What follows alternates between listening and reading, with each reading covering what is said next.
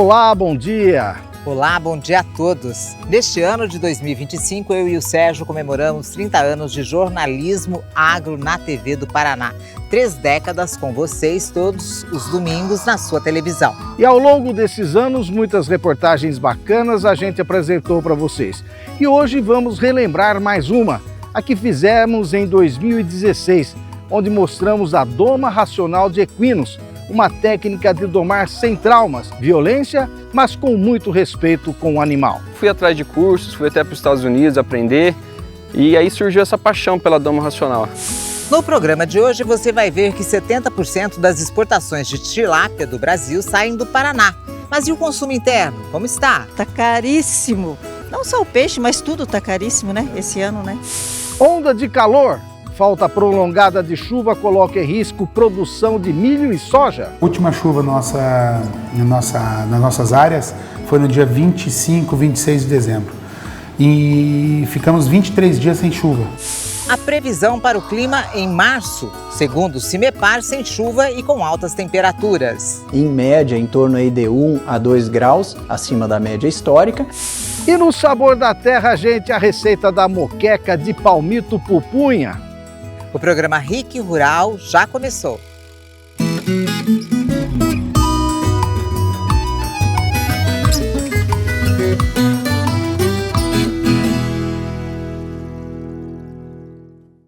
Vamos começar o programa de hoje mostrando que a doma racional é uma técnica de domar equinos sem traumas, violência e com muito respeito ao animal. O Sérgio e o Renato foram até uma propriedade em Marialva conhecer de perto por que essa técnica está cada vez mais presente nas fazendas. Bom, essa reportagem faz parte do nosso acervo de 30 anos de jornalismo no agro. Ela é de 2016, né, e faz parte daquelas campeãs do RIC Rural com mais de 500 mil visualizações. Acompanhe. O cavalo é um dos mais importantes animais ligados à história da humanidade e da agricultura. Há milhares de anos, o homem percebeu que poderia utilizar-se deste animal como meio de transporte ou como força bruta para a execução de muitos e diversos trabalhos.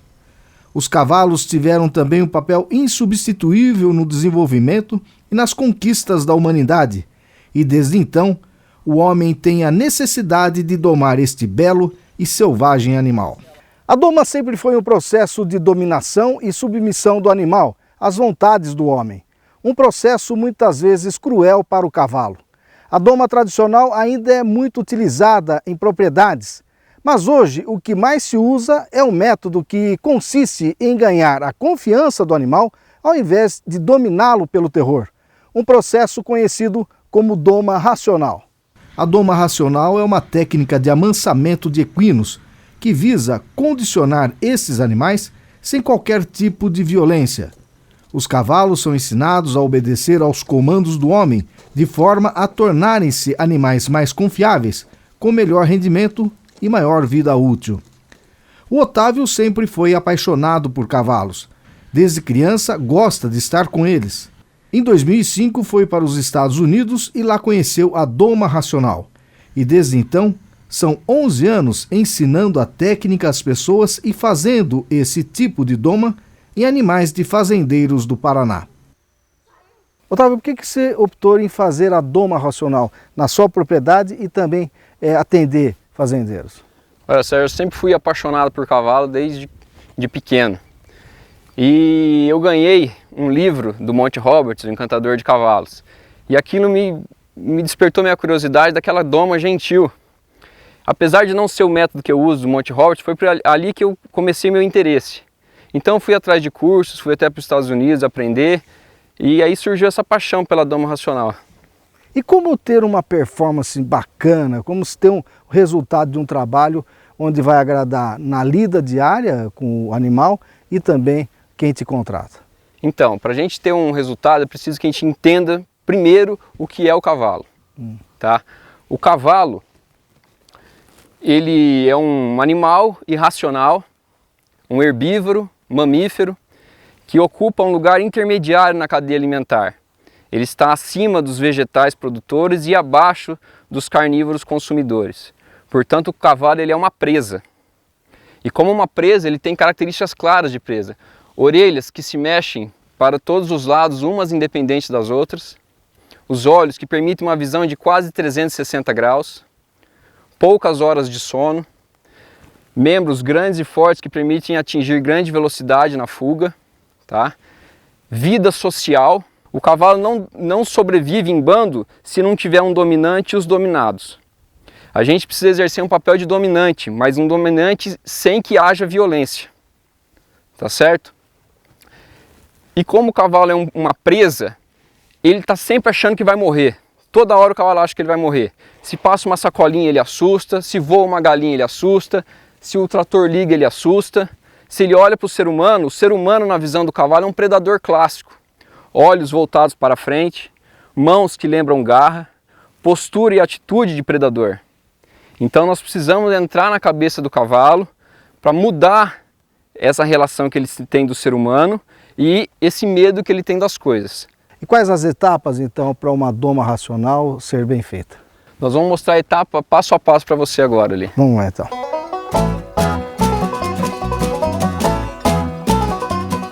Sérgio, esse animal ele já está cabresteado e já tem um contato com o ser humano, mas porém nunca foi montado. Ele vai ser montado pela primeira vez hoje. Dentro daquelas fases que você falou de uma parte de alívio de pressão. O que é isso? Isso. O cavalo ele só aprende no alívio da pressão, tanto para correção quanto para ensinar alguma coisa. Um exemplo, vamos supor que esse cavalo não fosse cabresteado e eu queria que a hora que eu puxasse o cabresto ele andasse para frente. Então eu ia fazer uma pressão, ele veio, eu alivio. Ele vai entender que quando tem uma pressão, nesse caso do cabresteado, quando tem uma pressão é para ele andar para frente. Serve tanto para uma correção de alguma coisa errada que o cavalo esteja fazendo, quanto para ensinar uma coisa nova. Nunca com movimentos bruscos. Nunca com movimentos bruscos. Bom, a primeira etapa é a gente fazer dessensibilização. O cavalo tem o corpo, a pele muito sensível. Você pode perceber que quando pousa uma mosca no cavalo, ele se treme inteiro. A sensibilidade da pele dele é muito grande. Então, eu uso uma varinha que na verdade seria a extensão da minha mão. Porém, como o animal é chucro, eu não vou chegar e colocar minha mão direto na perna do cavalo, eu posso me machucar com um coice. Então, eu uso a varinha e eu começo passando por todo o corpo do cavalo. Se ele tiver alguma reação indesejada, eu vou punir ele com uma pegada no cabresto. Se ele quiser dar um coice, se ele quiser fugir, eu vou dar uma... E alivia. E alivia. Para ele entender que, a partir do momento que ele deu um coice, ele tem uma punição e a hora que ele parou, a pressão é aliviada. Tá certo? Então eu faço por todo o corpo do cavalo.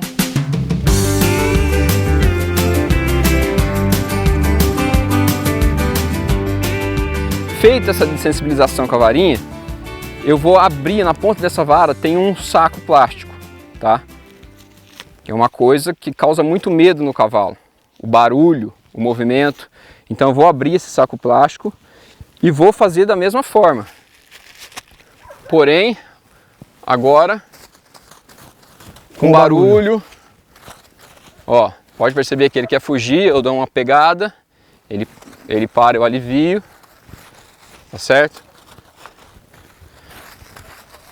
Passo por todo o corpo do cavalo, eu paro e agrado.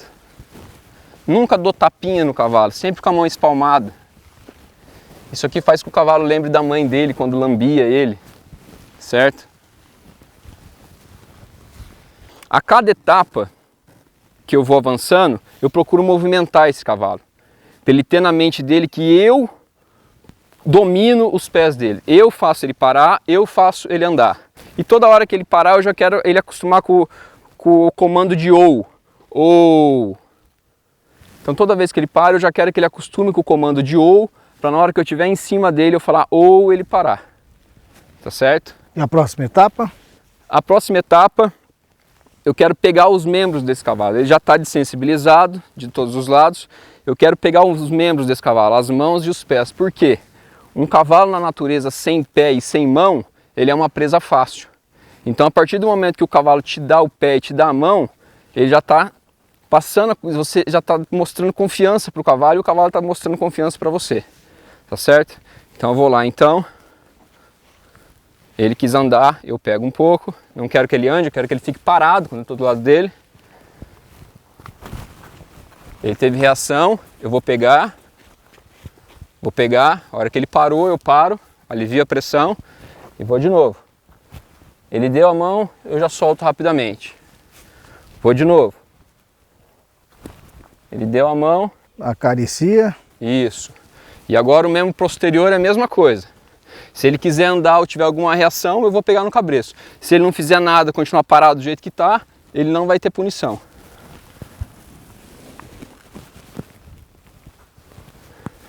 Agrado. Vou lá de novo.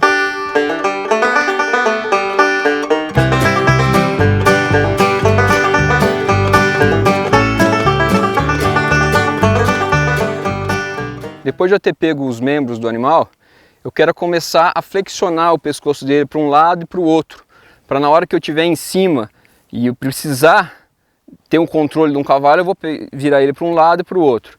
Então, de novo, o mesmo esquema do alívio da pressão. Eu puxo, ele veio, eu alivio. Vou de novo. Eu puxo, ele veio, eu alivio, tá? Puxo, ele veio, eu alivio. Então, nessa fase, o cavalo já está desensibilizado, já peguei nas mãos e nos pés dele, já flexionei o pescoço para um lado e para o outro. Agora eu quero que ele acostume com o meu movimento do lado dele e eu já vou montar nele a pelo primeiro. Eu monto nele a pelo primeiro, depois eu selo. Então vamos lá. Eu começo, para ele acostumar com o meu movimento perto dele, eu começo dando uns pulos. Se ele se mexer, eu pego, tá? Faço para um lado. Oh. Tudo que eu faço para um lado, eu faço para o outro.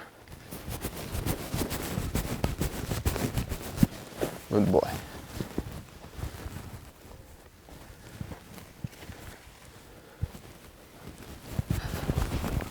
Quero começar só botando meu peso em cima dele primeiro. Ele nunca foi montado? Nunca foi montado. Coloco o meu peso nele primeiro e já alivio. Faço de um lado, faço para o outro.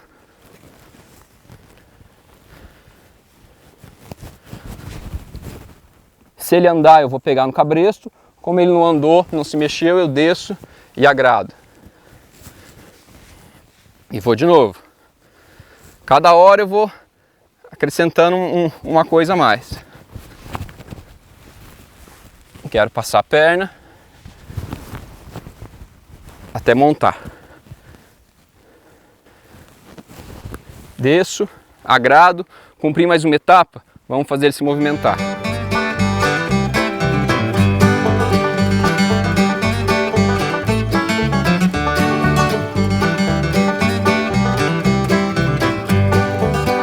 E vamos de novo fazer ele acostumar com o comando de ou. Ou. Já aprendeu. Falei que ou é para parar, ele tem que parar. Então agora nós vamos apresentar os equipamentos para ele, que é a manta e a sela. Como essa manta já foi usada, ela já tem cheiro de outros animais, eu deixo ele cheirar, se acostumar com o cheiro. E da mesma forma que eu fiz com a sacolinha, eu vou fazer com a manta. E a sela, a mesma coisa. Deixa ele cheirar a sela. Também vou colocar a sela primeiro sem manta, só para ele sentir o peso, porque a sela é mais pesada. Com a mesma coisa que eu fiz com a manta, eu quero fazer com a sela. Fazer ele passar todo o corpo do animal. Põe de um lado, tiro do outro.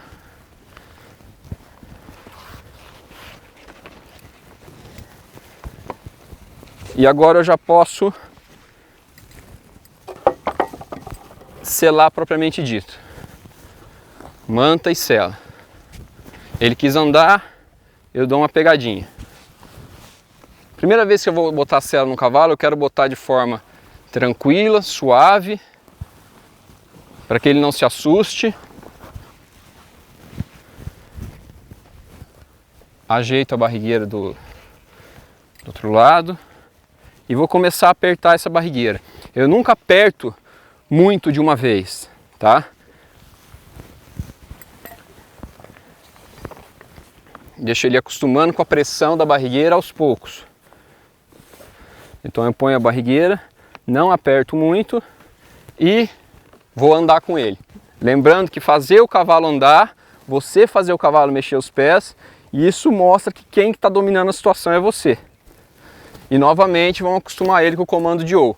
Ou. Partindo daquela linha de que fazer o cavalo movimentar os pés traz um respeito do cavalo pela gente, nós vamos começar a trabalhar ele na guia. Vamos fazer ele andar em círculo, algumas mudanças de direção, que isso também mostra o comando, mostra quem está no domínio da situação, você fazer o cavalo virar de um lado para o outro e parar, tá? Então para isso, eu quero indicar o caminho para ele, ele não foi, eu incentivo, ele foi, eu paro.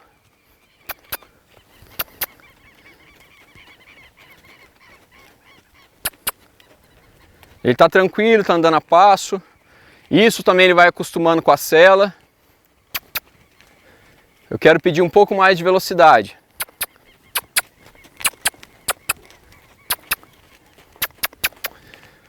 E depois eu vou dar o comando de parada. Eu quero que ele pare, cruze os posteriores e pare de frente para mim. E relaxe. Olha como ele está submisso, abaixando a cabeça em sinal de submissão. Quero já do chão, antes de montar, fazer alguns trabalhos de solo, fazer com que ele cruze a mão uma na frente da outra, como se fosse um spin, tá?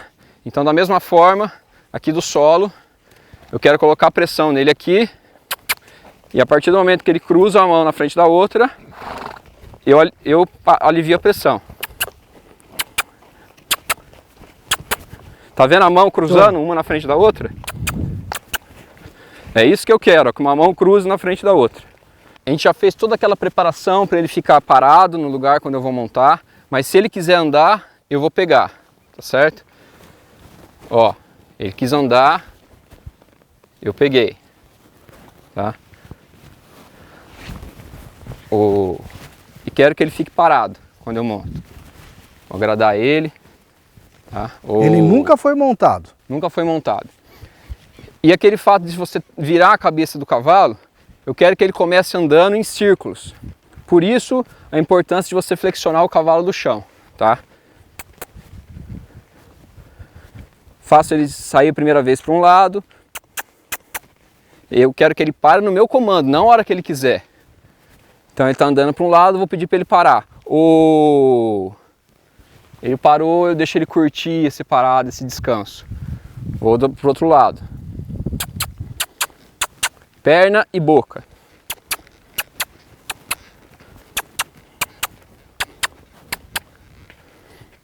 Faço ele andar em círculos.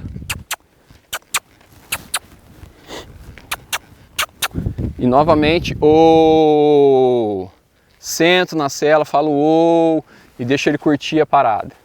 Hoje o cavalo ele é como um pet hoje, ele é como um animal de estimação. E como tal, o povo quer bem-estar para o seu animal. Então cada vez mais as pessoas estão procurando essa doma racional, doma sem violência. Ganha o cavaleiro e ganha o cavalo. Justamente. Muito bom.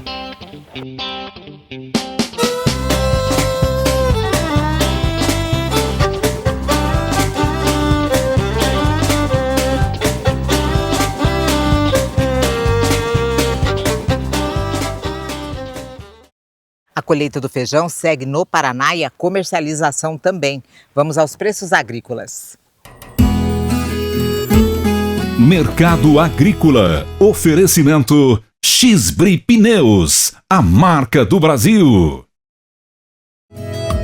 O café em coco, R$ 40,33 o quilo. Café beneficiado, R$ 2.450 a saca. Preços em Maringá e Londrina.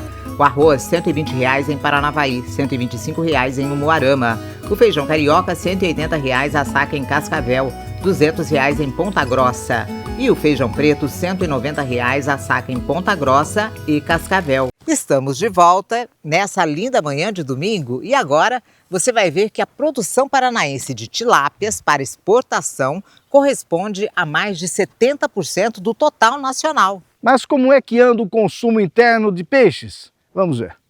Pela primeira vez em 10 anos, a produção de peixes nessa empresa de Toledo caiu expressivamente. A gente fez um comparativo 2024, primeiros 45 dias de 2024, 1º de janeiro a 15 de fevereiro de 2024 e 1º de janeiro de 25 a 15 de fevereiro de 2025.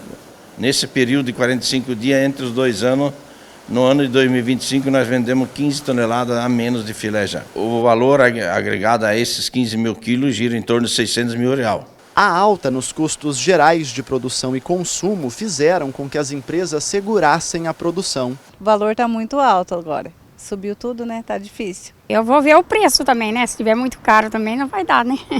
Só aqui destes açudes saem pouco mais de 12 milhões de alevinos anualmente. O número ainda é baixo se comparado aos da exportação, o que justificaria um aumento no valor final, mas há previsão de melhora. O Adilar é produtor de alevinos. Com a chegada da quaresma, a produção, que havia caído 40% nos últimos 3 anos, começa a dar sinal de recuperação. Agora, principalmente nessa semana que começa a semana da quaresma, que começa o peixe meio sazonal, né? Então agora o consumo de peixe aumenta bastante, já vista a procura por causa da semana da quaresma. Quem também espera a melhora, principalmente nos preços, é o consumidor. Tá muito difícil, tá caríssimo. Não só o peixe, mas tudo tá caríssimo, né? Esse ano, né? E segue a colheita da soja e do milho no Paraná. Os preços também reagiram essa semana. Vamos às cotações. Mercado Agrícola. Oferecimento X-Bri Pneus, a marca do Brasil. O milho, R$ 69,00 a saca em Londrina, R$ 70,00 em Ponta Grossa. A soja, R$ 122,00 a saca em Cascavel, R$ 123,00 em Maringá. O trigo, R$ 77,00 a saca em Londrina e Cascavel. E a tonelada da raiz de mandioca, R$ 600,00, média estadual. Em Paranavaí, R$ 730,00, preço máximo. E em Umuarama, R$ 640,00, também preço máximo. Bom, gente, hoje começamos a mostrar para você o quadro Momento Timber e Chag. Vamos conhecer em 3 episódios os drones agrícolas, suas eficiências e por que ele se tornou uma ferramenta fundamental para o produtor rural moderno. Vamos ver. Momento Timber e Chag. Tecnologia no ar, eficiência no solo. E quem vai acompanhar a gente nessa série sobre drones é o Juliano, que é gerente comercial da Timber. Juliano, eu queria que você falasse, antes da gente falar tecnicamente, sobre a Timber e a Chag. Olá, Sérgio, tudo bem? Sérgio, a Timber é uma empresa do grupo da Rodo Paraná, né? A gente tem mais aí de 22 anos de mercado, né? Trabalhamos com várias marcas, né? Nossas raízes é do florestal. Trabalhamos também pensando muito na sustentabilidade, inovação. A gente traz as baterias da EcoFlow para o Brasil e também os drones agrícolas da Chag. Então vamos falar do drone agrícola da Chag e eu queria que você falasse da precisão, ou seja, que tecnologias esse drone traz para o produtor que ele tenha uma garantia de uma aplicação precisa do produto. Hoje todos os nossos equipamentos, Sérgio, ele trabalha com RTK, né? Então a gente sempre procura trazer segurança para o produtor rural, né? Quando a gente entrega o equipamento para ele, a gente já entrega com a solução do RTK, que é a precisão de 3 centímetros no mapeamento, né? Então ele vai fazer um mapeamento da área dele, vai colocar o equipamento para voar e o equipamento ele vai fazer a missão totalmente autônoma. Essa área que a gente está aqui, por exemplo, você está me falando que ela foi totalmente utilizada com drone para sua pulverização com algumas vantagens, né? Cita algumas delas. Exatamente. Esse é um dos clientes nossos, né? Ele faz 3 safras que ele trabalha com drone agrícola da Chag e é uma área que era totalmente alagada, né? Uma área de difícil acesso para pulverizadores e maquinários agrícolas e o cliente optou por utilizar o drone para não ter amassamento e não ter rastro, né? E ele tem hoje os equipamentos e está tendo um resultado muito bacana na tua safra. E quanto à economia, o que um drone traz para o produtor? Hoje ele traz diversos benefícios para o produtor rural, né? A gente, começando pela compactação de solo, né? O produtor hoje ele começa economizando pela soja que ele deixa de de perder, né? Esse é o principal ponto que a gente fala, né? O amassamento na utilização do drone, né? Sem contar aí perda combustível, água, o defensivo que é utilizado. Então, no drone hoje ele utiliza o defensivo praticamente puro, né? A água ela é mínima para diluição. Então, é algum dos benefícios, né? Joana, você falou, né, trabalho a campo, e a campo sempre tem obstáculos, né? Às vezes a gente uma árvore, um poste. Qual é a percepção? Qual é o radar? Detecta obstáculos a que distância? Sim, esse equipamento ele possui o radar de obstáculos e ele detecta obstáculos até 80 metros, de 1 metro até 80 metros de distância. E quanto à autonomia dele, hein? Esse equipamento, a autonomia dele, ela pode variar muito dependendo do relevo do terreno, né? Então, relevos mais dobrados, ele faz aí de 1 a 4 hectares. Relevos mais planos, tem equipamento desse chegando a fazer 10 hectares por troca de bateria, a cada 10 minutos. Então, tem cliente nosso utilizando ultra baixa vazão, chega a fazer a 10 hectares por voo. Ô Juliano, agora o tanque, né? Você tem uma bomba que retira o produto ali de dentro, né? Qual é a eficiência dessa bomba? Sim, essa bomba é a mesma utilizada hoje para fazer hemodiálise, né? Para você ver o tamanho da precisão dela, para a gente ter uniformidade na aplicação, né? Hoje essa bomba ela aplica 22 litros por minuto. Então o produtor ele consegue regular ela dependendo da aplicação, né? Então o máximo aí 22 litros por minuto ele consegue colocar ela para aplicar. Agora tem uma situação que quem opera drones, tanto aqueles que são para lazer ou até para filmagem, que é o nosso caso, que é com relação à queda. Ele vem com seguro?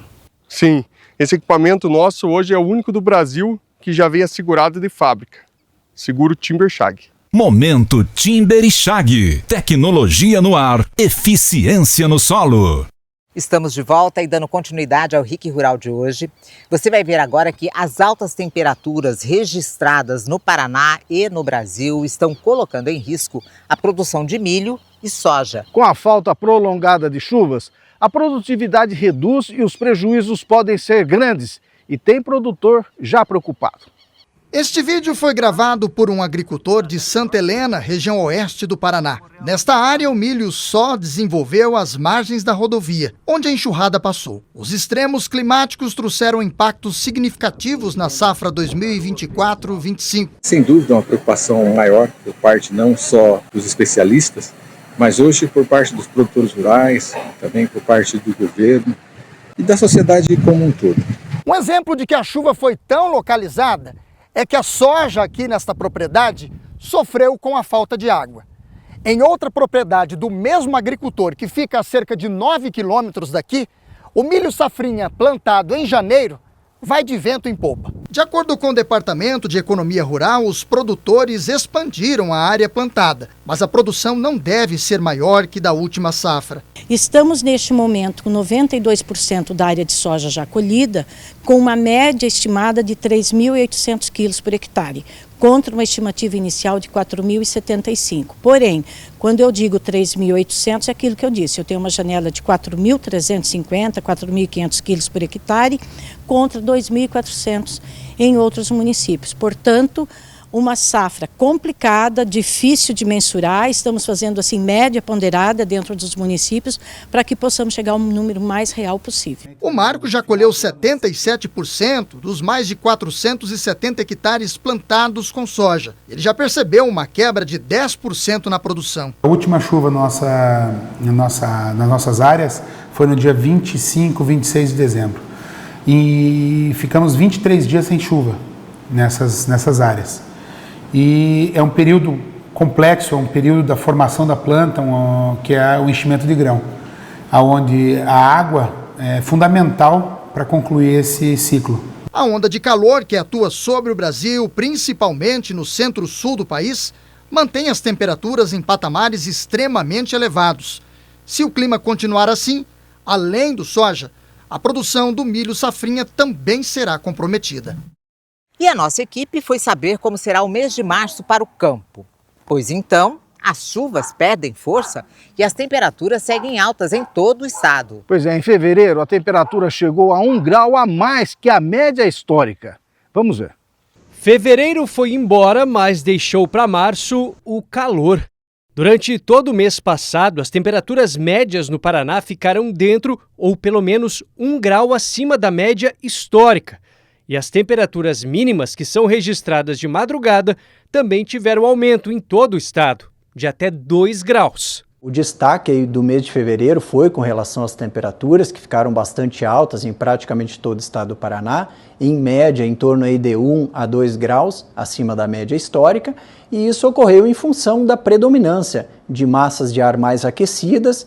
Com isso as temperaturas ficaram mais elevadas e a ausência de frentes frias mais frequentes acabou também contribuindo para tal situação, isso em função da chuva, que ficou abaixo da média em boa parte do estado. E com isso, muitas cidades também registraram uma queda grande na quantidade de chuva durante o mês de fevereiro, a ponto do guarda-chuva ser usado mesmo contra o sol. E isso aumentou ainda mais a sensação de calor. Enquanto isso, em outras cidades, como em Campo Mourão, aconteceu justamente o contrário.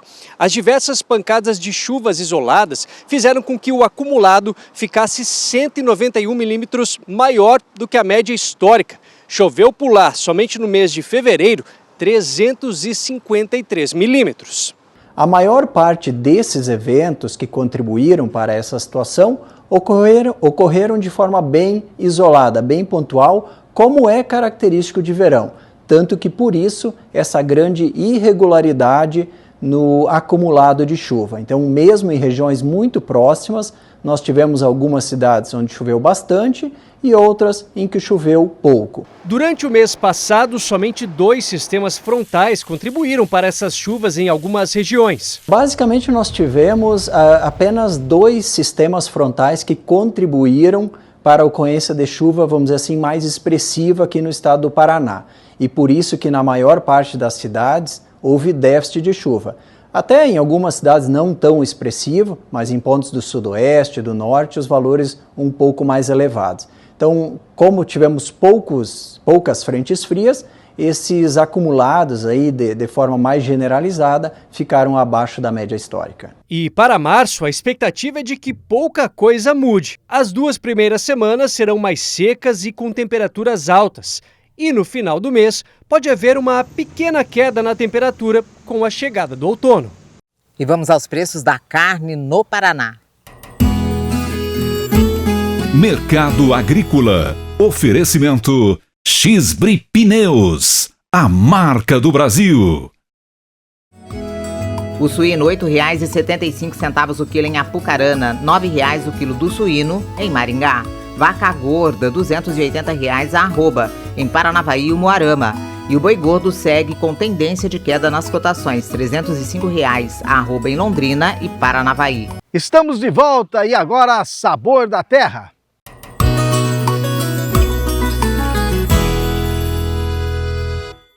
Gente, olha, nossa receita de hoje é um espetáculo. Imagina só, muqueca todo mundo gosta. Imagina a muqueca de palmito pupunha. E banana é isso, da terra. né? E banana da terra. Isso. Ó, tô aqui com o Elcio. Gente, o Elcio é aqui de Cambé, Elcio Brazão, amigo nosso, já tem várias receitas aqui com a gente no programa. Sim. É um prazer, viu, Elcio? Prazer é todo nosso. E essa casa gostosa, essa varanda gostosa aqui com a mãe dele também, que é um amor. E, gente, olha, nossos produtos estão aqui, né? Sim. O Elcio vai explicar pra gente como é que é feita essa muqueca, né? Temos aqui o palmito pupunha, né? Você também tem o palmito no sítio tem. No sítio? Sim. Gente, ó, essa cesta de produtos aqui, ó, a maioria do sítio lá do Elcio. Banana, né? Banana Sim. prata, banana maçã, né? Sim. O Elcio, esse prato, como é que você aprendeu a fazer?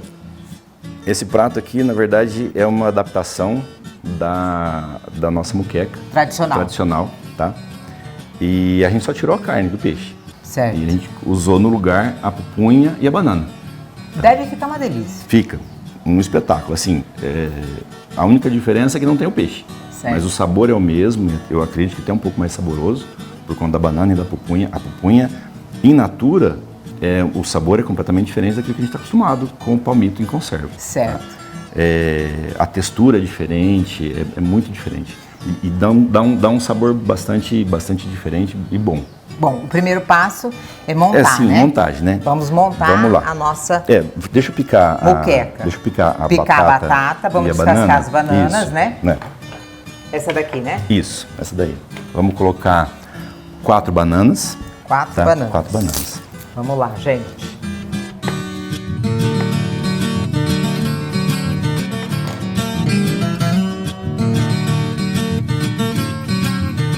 Então vamos cortar as batatas. Vamos cortar em fatias mais grossas. Mais grossas, tá?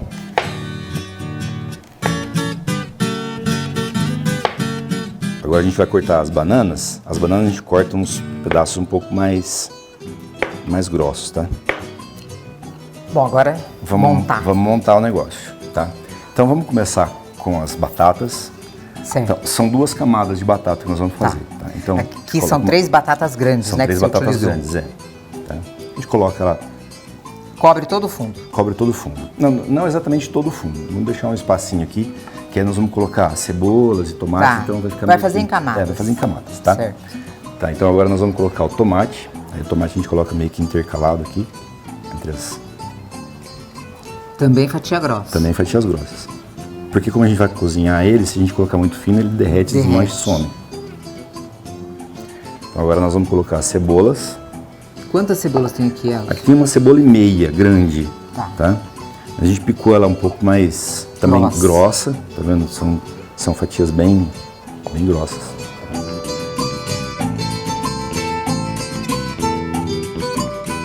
Nós vamos colocar um pouquinho de pimenta dedo de moça por cima aqui agora. Bem picadinha, sem as sementes.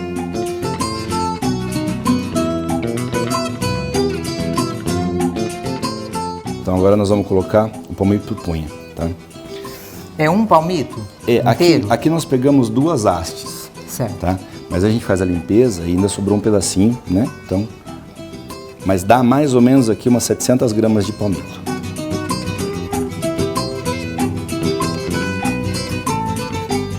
Agora nós vamos colocar a banana, toda a banana também que nós picamos.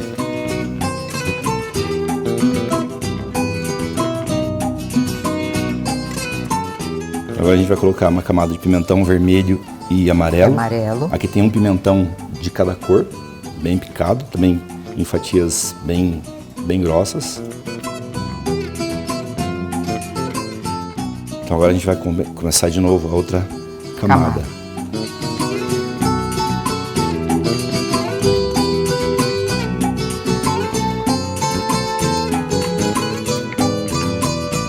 Então agora a gente vai começar a colocar os temperos que nós vamos usar aqui na receita. Então nós vamos colocar aqui 1 vidro de leite de coco. Então agora nós vamos colocar o azeite de dendê. Aqui tem uma colher de sopa, o azeite de dendê tem que ir com calma. A gente vai colocar 1 colher de azeite de oliva. 1 copo de água para dar uma ajuda no cozimento, no começo do cozimento e para fazer um caldo. Nós vamos jogar agora um pouco de sal, uma pitada generosa agora para o começo de cozimento. E o resto da pimenta dedo de moça. Certo. Tá? Bom, então terminamos, colocamos tudo. A salsa nós vamos deixar para colocar no final. Certo. Tá? Então agora vai pro fogão. Gente, olha que bonito. Que lindo, hein, Nelson? E bom. Vamos lá, vamos levar pro fogão. Quanto tempo de cozimento? Mais ou menos 1 hora, 1h30 por aí. Depende da quantidade, depende do fogo, mas assim que os alimentos começarem a ficar macios, tá pronto. Já tá pronto. Tá pronto.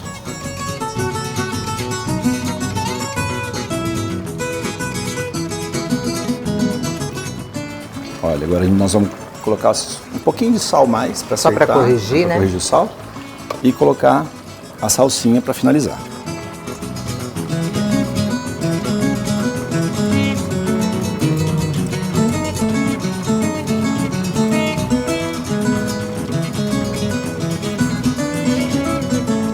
Bom, gente, nós estamos aqui já preparados para experimentar a nossa moqueca que ficou pronta. O cheiro tá uma delícia, tá?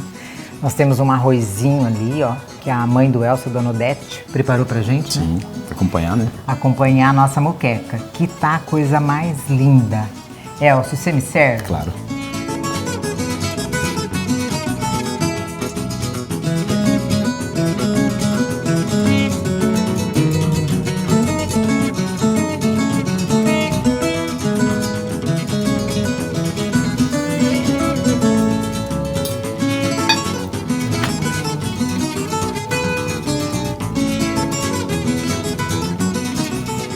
Bem quentinha, que delícia. Já peguei um pedacinho de banana, agora um pedacinho de palmito. Tá derretendo, né? Ele fica bem macio. A banana também. Derretendo.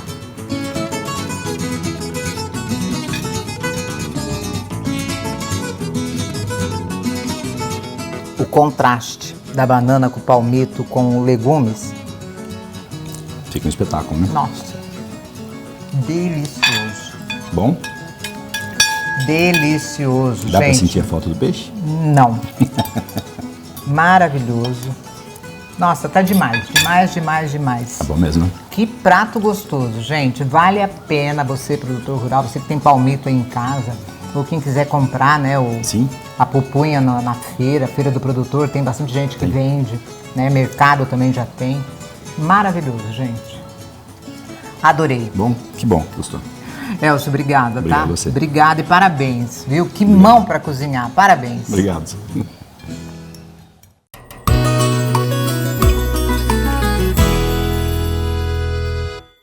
Lembrando sempre que as receitas e as reportagens mostradas aqui no RIC Rural você encontra no nosso canal do YouTube, youtube.com/RIC Rural. Se inscreva no nosso canal no YouTube e não se esqueça de clicar no sininho para ficar sempre atualizado.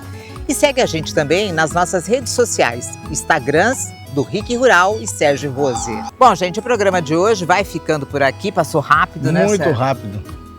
Pois é, eu quero agradecer ao carinho, à companhia de todos vocês e até o programa de domingo que vem. Uma boa semana, gente. Até domingo que vem, logo pela manhã. Nem tão cedo, nem tão tarde, na hora certa para você estar aqui com a gente. E não vai perder o programa não, tá? Até lá. Tchau.